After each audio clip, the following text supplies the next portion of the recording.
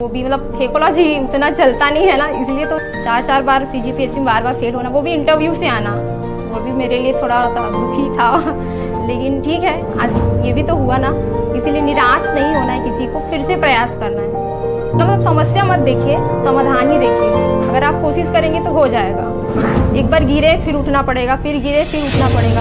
अगर अंदर एक जुनूनियत है ना जीत की, तो हो जाता है, सब हो जाता है। आज का दिन जो है 11 मई 2023 जो है CGPSC के लिए एक ऐतिहासिक दिन रहा, क्योंकि आज के दिन जो है CGPSC ने पहली बार मेंस और प्री के दोनों रिजल्ट एक साथ दिए हैं। और इस रिजल्ट के साथ ही मतलब कई लोगों के यहाँ खुशियां और कई लोगों के यहाँ गमों का बौछार है। खुशी इस बात की है कि CGPSC, अगर मैं प्री के रिजल्ट की बात करूं तो हमारे मैक्सिमम बच्चों में से जो 2020 के जस्ट पास आउट है, 50% से अधिक बच्चों ने अपना प्री क्वालिफाई किया है। और अगर मेंस की बात करूं, मेंस की रिजल्ट जो है आई हुई है, उसमें कई लोगों ने सिलेक्शन पाया है। और सरस्वती IAS एकेडमी जो कि अपनी स्थापना के साथ ही अपनी परंपरा के अनुसार हर साल जो है CGPSC के तैयारी के साथ साथ छत्तीसगढ़ सेवा में जो है अपने अधिकारियों को देता रहा है। इसी कड़ी में जो है आज हमारे बीच में हमारी संस्थान से चयनित सुमन जी यहाँ पर उपस्थित हैं, जो कि अभी सासों के पद पर चयनित हैं। और भी कई लोगों का सिलेक्शन हुआ है, लेकिन करेंट लोकेशन बिलासपुर ना होने के कारण वो यहाँ पर उपलब्ध नहीं है। अब मैं आप लोगों का परिचय जो है सुमन जी से कराना चाहूंगा, जिन्होंने अभी सासू के पद पर जो चयनित हुई है। सभी को गुड इवनिंग। सब कैसे हैं? बढ़िया। तो सबसे पहले मैं अपनी सफलता का श्रेय अपने गुरुजी सर गुप्ता सर को ही देना चाहूँगी, क्योंकि सर के बिना तो कुछ भी पॉसिबल नहीं था। शुरू से एंड तक सर ने हमेशा सपोर्ट किया मेरा। तो पहले मैं आपको अपनी जर्नी बताना चाहूँगी, कहाँ से मैंने शुरुआत की, और फिर उसके बाद मैं थोड़ा सा प्री मेंस और इंटरव्यू के बारे में बताना चाहूँगी। तो सबसे पहले मैंने 2017 से शुरुआत की थी। 17 में मैं जब आई थी कोचिंग, तो मतलब एक नॉर्मली था, सबके मन में होता है ना, कुछ मिल जाए बस, व्यापम वगैरह तो हो जाएगा, ऐसा टाइप का। वैसे ही मैं भी आई थी, लेकिन फिर सर ने ऐसा गाइडेंस किया कि मतलब टारगेट CGPSC को ही रखना है। कभी कभी हम सोच लेते हैं कि घर की स्थिति जैसी भी है, छोटा मोटा जॉब मिल जाए तो हो जाएगा, बट शायद हमको ऊंचे सपने देखने ही चाहिए। सर ने यही सिखाया हमें कोचिंग में, और कोचिंग में हमेशा सर हमें मार्गदर्शक की तरह हमेशा सपोर्ट करते रहे हैं कि हमेशा ऊंचे सपने ही देखने चाहिए। तो फिर 18 में सर ने मुझे सपोर्ट किया कि अच्छे से मतलब कि अपना लाइफ अगर बनाना है तो ऊंचे सपने ही देखने चाहिए करके। देन फिर 18 में प्री और मेंस मतलब 17-18 में मेरे कोचिंग कंप्लीट हो गए थे। फिर उसके बाद सॉरी थोड़ा सा नर्वसनेस भी हो रहा है तो फिर सर ने हमेशा सपोर्ट किया, जो भी मिस्टेक्स थी मुझे हमेशा बताए। और फिर 18 में मैं अपना पहला प्रीलिम्स दिया था, लेकिन मैं क्वालिफाई नहीं कर पाई थी, तो थोड़ा दुख भी लगा। लेकिन जीतने की भी अपने अंदर एक थी कि यार जीतना तो है ही करके फिर से मैंने प्रयास किया। फिर 19 में फिर से मैंने प्रीलिम्स दिया, लेकिन थोड़ा सा मतलब कुछ परिस्थितियाँ थी जिसकी वजह से मैं अच्छे से दे नहीं पाई थी। लेकिन उसी 19 में ही कठिन परिस्थितियों के साथ मेरा प्री पहली बार क्वालिफाई हुआ था।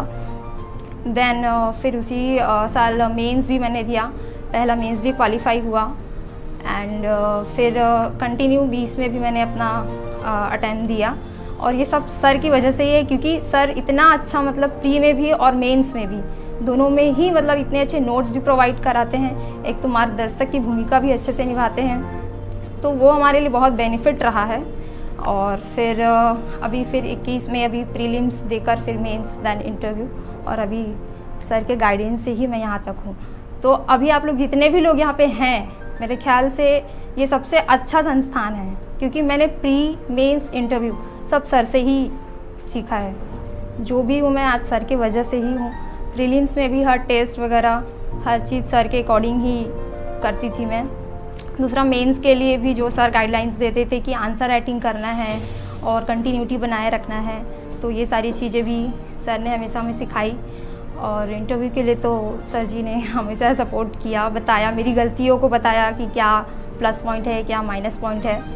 तो इस तरह से मैं सफल रही। 2017 से शुरुआत किया मैंने, और 2022 तक 6 साल के सफ़र में बहुत सारे स्ट्रगल भी रहे जो कि देखने पड़े, लेकिन फाइनली सफलता मिली। तो आप लोग को बस यही कहना चाहती हूँ कि आप लोग भी हार मानने वाली ऐसे कोई मनसा रखना नहीं, क्योंकि सबकी जीत होती ही है कोशिश करने वालों की, और सर तो वैसे सबके साथ है ही। कुछ पूछना है आप लोगों को और भी अपने विषय में डाउट्स, या कैसे तैयारी आपने किया, कितना घंटा पढ़ा, क्या स्थिति, किस नोट्स को फॉलो किए, कैसे आपने उसको तैयार किया, ये सारी चीज़ें आपको पूछ सकते हैं, क्योंकि एक सफल विद्यार्थी जो अपना अनुभव बताएगा वो आपके लिए सबसे ज़्यादा कार्य है। मैं तो सालों भर आपको बोलता ही, ठीक है, तो अपने विषय में भी, क्योंकि बहुत सारे बच्चे ऐसे हैं जो अभी पहली बार प्री निकाले, बहुत सारे बच्चे ऐसे हैं जो निकालने की स्थिति में आ गए, ठीक है, तो एक क्रम ये चलता रहेगा लगातार, और हर सिलेक्शन वाले बच्चों का लाभ जो है, उनके अनुभव का लाभ दूसरे बच्चों को मिलता है, तो ये सबसे अच्छी चीज़ है। आप लोगों के मन में जो भी प्रश्न है या जिस भी प्रकार की तैयारी को लेकर के प्रश्न वो आप लोग कर सकते हैं।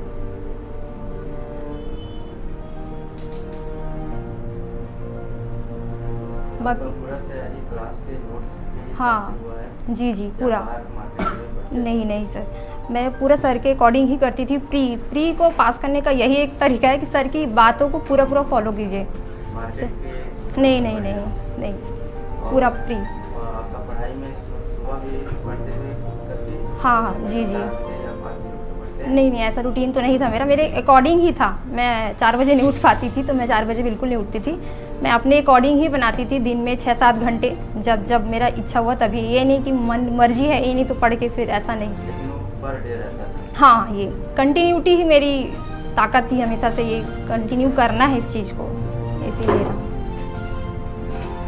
कि इंटरव्यू कई लोग जाते हैं 2 बार 4 बार, उसके बाद इंटरव्यू जाने के बाद नहीं पाते। आपका इंटरव्यू में जाने के बाद पहली बार आपका सिलेक्शन हो रहा है कि अगर आप इंटरव्यू से? नहीं, ये मेरा ऐसे तो पीएससी में ये मेरा चौथा अटैम्प्ट था, लेकिन इंटरव्यू में ये मेरा तीसरा अटैम्प्ट था। पहली बार मैं जैसे बताई कि मैं क्वालिफाई नहीं हो पाई थी पहली, और फिर दूसरी बार जब गई इंटरव्यू में तो मेरा जो इंटरव्यू सेक्शन होता है मेरा, वही थोड़ा मैं नर्वस हो जाती हूँ, इसके वजह से मेरा स्कोर बहुत कम आता था, और लगभग 60-65 ही मिल रहे थे मुझे दोनों पीएससी में। लेकिन अभी जो है वो 88 स्कोर किया। तो जैसे कि होता क्या है, जैसे कि अभी मैं 2022 से आया हूँ मैं जी। इस संस्थान में, और जैसे एक सिलेबस जो होता है कंप्लीट 1-1.5 साल 2 साल में हो गया, उसके बाद जब चले जाते हैं जी। तो सर से आप क्लास कंप्लीट होने के बाद सर के लग जाते हैं क्लास में, और जैसे मार्गदर्शन आपको लेना रहता है तो सर से आप आपके बीच में चर्चा जी, बिल्कुल। ऐसे करते हैं? नहीं, सर से ही बिल्कुल। 17 में कैसा मिलता है? जी, 17 से 18 ये तो कोचिंग का शेड्यूल था मेरा, वो कोचिंग में तो सर से लगातार जुड़ी रही। लेकिन फिर 19 के बाद से ही मतलब कोचिंग तो ख़त्म हो गया, सेल्फ स्टडी चलती रही अपने घर पे, लेकिन सर से संपर्क कभी नहीं टूटा। सर हमेशा मुझे समझाते रहे, मेंस की गलतियों को बताया, इंटरव्यू को गलतियों को बताया, प्री में भी कैसे हम और अच्छे परफॉर्म कर सकते हैं, ये सारी चीज़ें सर हमेशा बताते रहे। इसमें पॉजिटिव सोच ही आप हाँ, बिल्कुल, क्योंकि होता है ना, एक बार अगर प्रीलिम्स नहीं निकलता है तो हमारे मन में हो जाता है कि अरे यार शायद मैं नहीं निकाल पाऊँ, लेकिन है ना, नॉर्मल है, ये तो आ ही जाता है। पर था सर का ऐसा मोटिव कि मतलब करना है, हार नहीं मानना है, ऐसा था। तो ये भी। अच्छा, दूसरी चीज़ जैसे मेरा राइटिंग खराब बनता है जी। राइटिंग तो ये मेंस में प्रभाव होता होगा क्या? नहीं, ऐसा तो ऐसा मैं जो लिखा है, जो प्रश्न जी मैं सही लिखा हूँ, जी। उसके बाद मेरा राइटिंग है खराब, हाँ। मेरे मन में आता है मेरा राइटिंग खराब रहेगा तो मेरा जैसे 10 नहीं। नंबर मिलना है तो 7 मिल जाएगा, जी। ऐसा मेरे मन में आता है। अच्छा, नहीं तो ये शायद आप गलत सोच रहे हैं, ये तो नेगेटिव की ओर लेके जाएगा ना आपको। ऐसा होना चाहिए राइटिंग शायद कि जो समझ में आ सके, जो चेकर है वो उसको समझ में भी आना चाहिए, इतना हो तो बहुत है। इतना ऐसा मुझे लगता है, क्योंकि अगर समझ में आ रहे तो वो चेक इजीली कर पाएंगे। तो आप राइटिंग की चिंता मत कीजिए, आप बहुत अच्छा कर सकते हैं। जैसे मीन्स का एग्जाम होता है तो डेली होता है और 2-2 पेपर होते हैं, उस समय का स्ट्रेस आप कैसे मैनेज करते हैं? देखिए, आपको अचानक तो बिठाने दिया जाता है, आपको पहले से प्रिपेयर होना पड़ेगा ना, मेंटली भी और फिजिकली भी होना ही पड़ता है, क्योंकि बॉडी बहुत पेन करता है दोनों टाइम लिखते लिखते।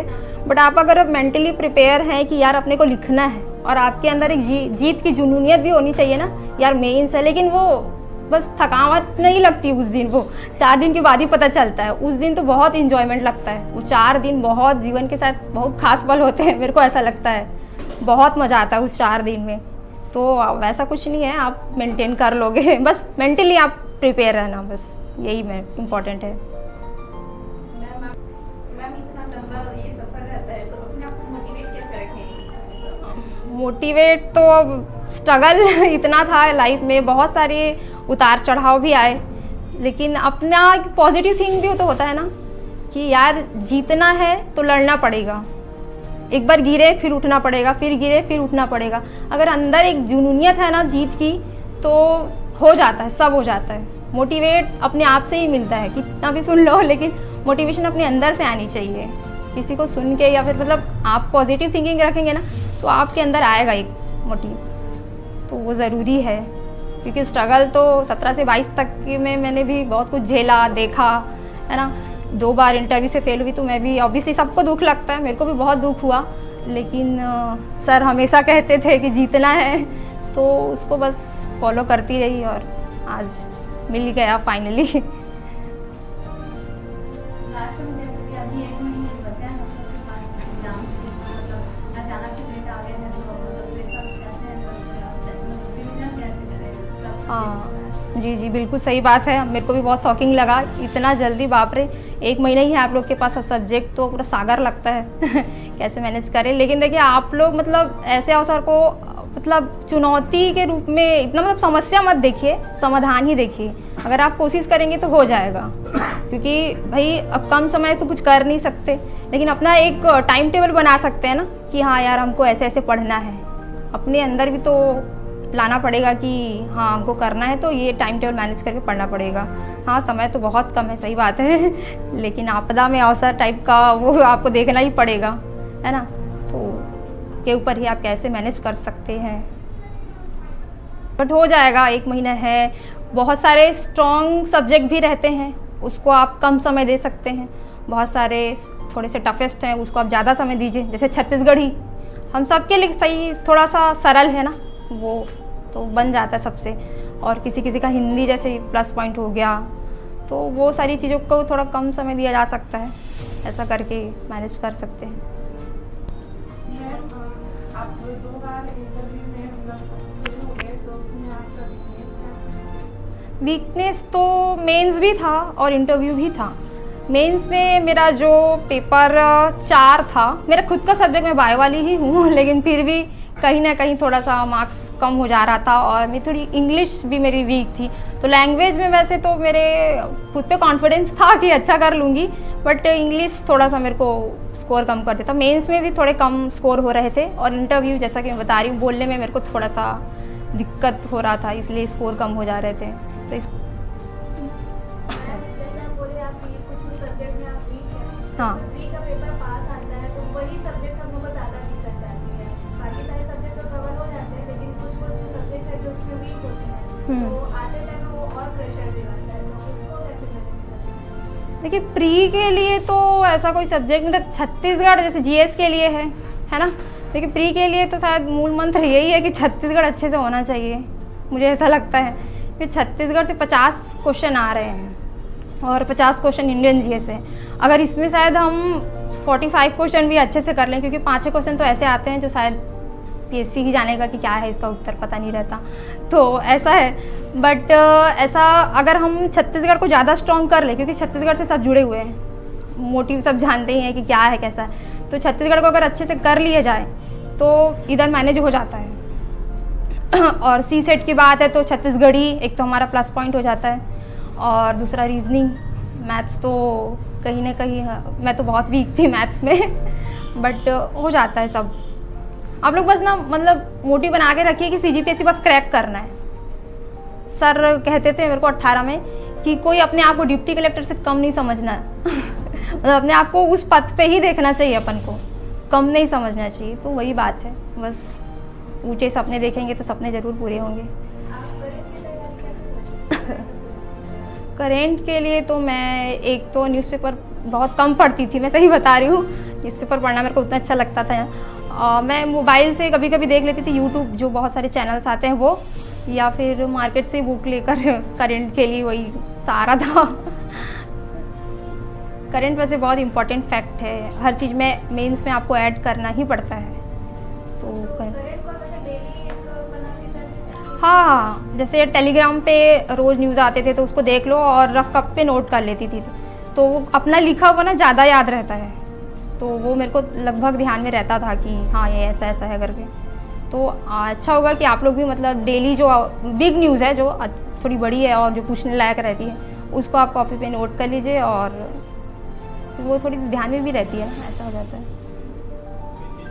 पद क्या पद है, क्या विभाग है, थोड़ा एक बार बता दीजिए, क्योंकि 60 में जो उन्होंने बताया हो सकता है बहुत सारे बच्चे न समझ पाए सासों का अर्थ क्या है। सासों का मतलब अधीनस्थ लेखा सेवा अधिकारी होता है, वित्त विभाग के अंतर्गत ये है, यही काम है। आगे काम का तो मुझे भी उतनी जानकारी नहीं है, लेकिन पद का नाम यही है, अधीनस्थ लेखा सेवा अधिकारी, जो वित्त विभाग के अंतर्गत कार्य करेंगे। मैम तो आपकी फर्स्ट प्रेफरेंस यही थी? नहीं, डीसी फर्स्ट प्रेफरेंस थी, बट जो रैंक के हिसाब से वो मिल गई।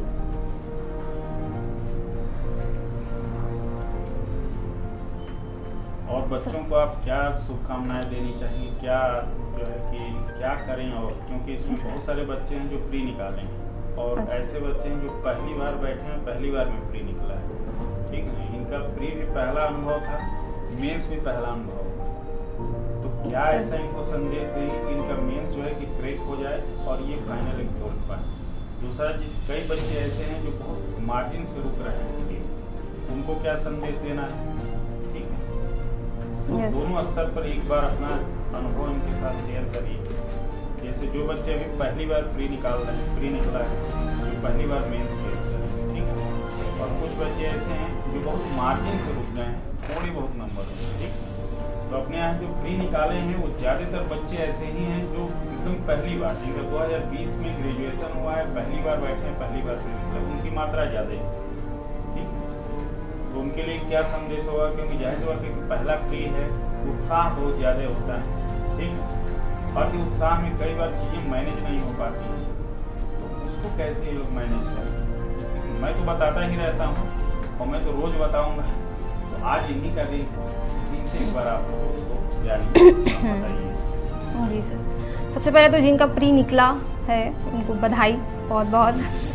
तो मेंस के लिए अभी आपके पास सिर्फ 1 महीना ही है, तो आई थिंक आपको एक स्ट्रैटेजी बनानी चाहिए जिनका भी निकला है। ऐसे शांत कुछ भी पढ़ लेने से नहीं होगा, एकदम स्ट्रैटेजी होनी चाहिए टाइम टू टाइम, कि हमको ये इस दिन तक ख़त्म करना है। ये दुनियादारी अभी 1 महीने के लिए छोड़ ही दीजिए, सोशल मीडिया तो सबसे ज़्यादा हमको डिस्ट्रैक्ट करता है शायद, इसीलिए बिल्कुल मोबाइल से कनेक्ट रहिए, लेकिन सिर्फ पढ़ाई तक, बाकी सारी चीज़ें तो बिल्कुल अवॉइड करनी चाहिए। अभी एकदम स्ट्रैटेजी बना कर ही मेंस की तैयारी करना ज़्यादा उचित है, हर सब्जेक्ट की। और जो स्ट्रॉन्ग मतलब आपका कुछ सब्जेक्ट होगा, है ना, इतने सारे सब्जेक्ट है मेंस में, कोई तो ऐसा होगा जो एकदम स्ट्रॉन्ग होगा आपका, एक कोई एकदम वीक होगा, तो उस पर अलग अलग आधार पे काम कीजिए। जैसे कि ज़्यादा कोई एकदम कठिन लगता है आपको, उसको थोड़ा फोकस कीजिए। जैसे मेरे को मैथ्स थोड़ा कठिन लगता था, और पेपर 7 का जो 3rd पार्ट है वो भी मतलब फेकोलॉजी उतना चलता नहीं है ना, इसलिए तो उसको थोड़ा अच्छे से करना है और अच्छे स्कोर करना है। तो आपको कॉन्सेप्चुअल से सर के नोट्स तो सफिशिएंट ही रहते हैं,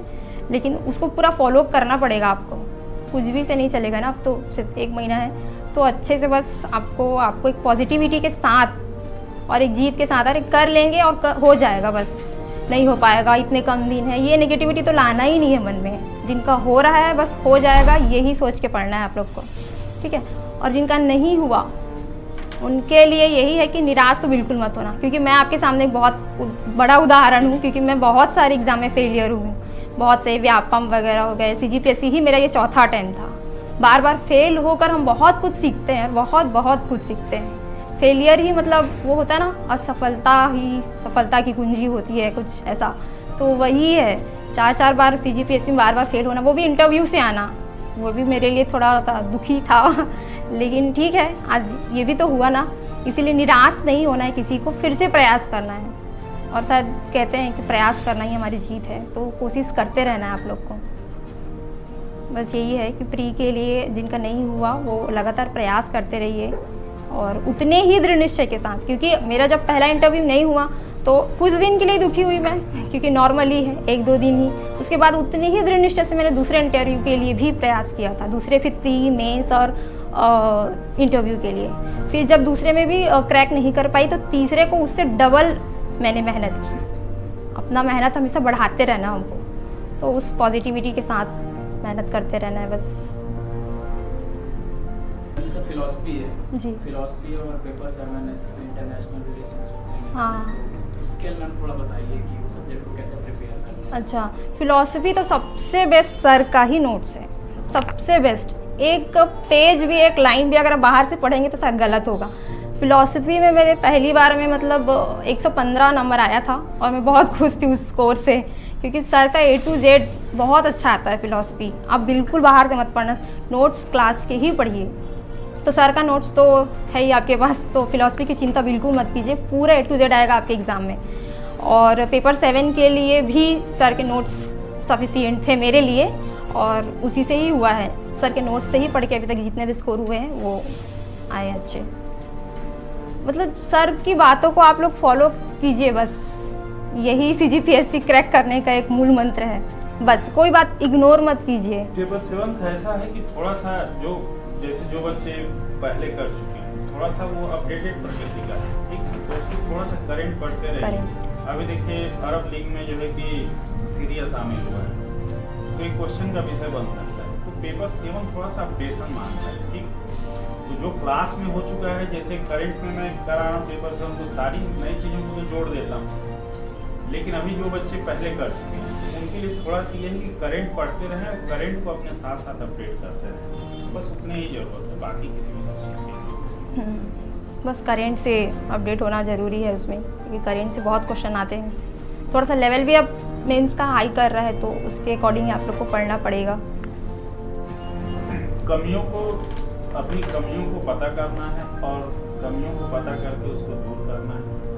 कमियां क्या है, क्लास की वो चीज़ें तो हम क्लास में ही डिस्कस कर लेते हैं, क्या कैसे पढ़ना है। बहुत सारी चीज़ें ये होती हैं कि कुछ व्यक्तिगत सीमाएं भी होती हैं, ठीक है, तो बहुत ज़्यादा ज़रूरी है कि उस व्यक्तिगत सीमा को भी दूर करें। जैसे कुछ लोगों की आदत है बहुत ज़्यादा नींद आ रहा है, उस पर कंट्रोल नहीं, ठीक। ऐसे एक उदाहरण मैं दे रहा हूँ, ऐसे बहुत सारी चीज़ें हैं, ठीक है। कुछ लोग मोबाइल के हैबिचुअल हो जाते हैं कि मतलब ये मन में तो रहता है कि मोबाइल को मेरे को ज़्यादा इस्तेमाल नहीं करना, लेकिन फिर भी वो जानने के बावजूद भी मोबाइल हाथ से छूटता नहीं, मोबाइल आपको पकड़ लिया, तो उसको भी हमको दूर करना है।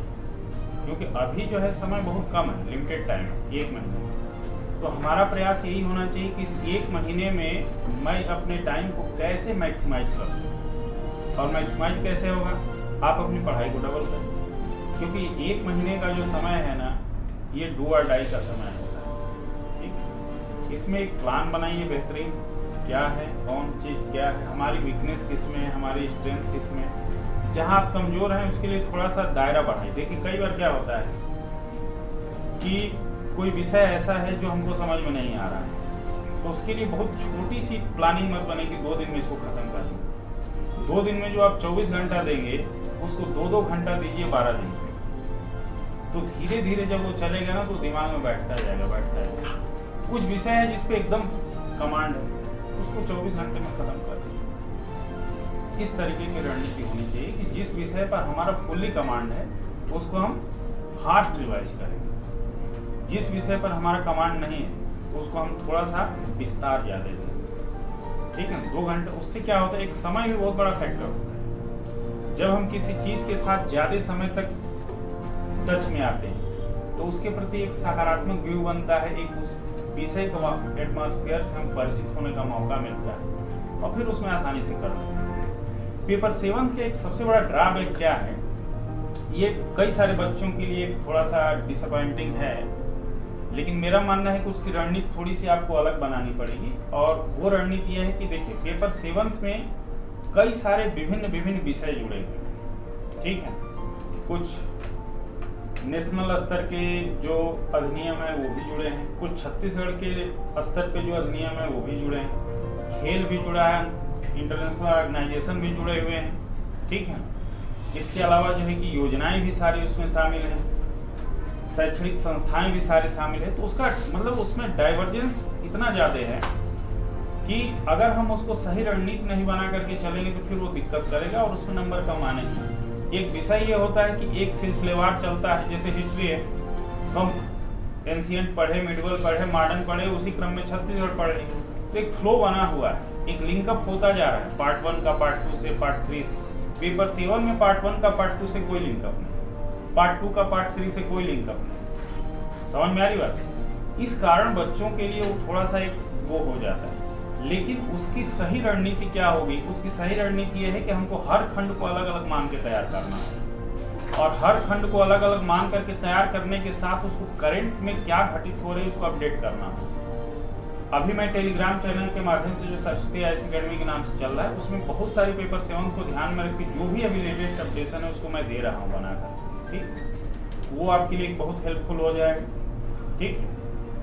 तो शॉर्ट टाइम में आपके पास टाइम नहीं इतना, इसलिए जो है कि आप उस पेपर 7 के एक एक पार्ट को टारगेट करें। एक ही बार सोचेंगे पेपर 7 तैयार हो जाए तो नहीं होगा। पेपर 7 में जितने पार्ट हैं उसके लिए अलग अलग रणनीति होनी चाहिए, उस पर अलग अलग आपकी तैयारी होनी चाहिए, ठीक है।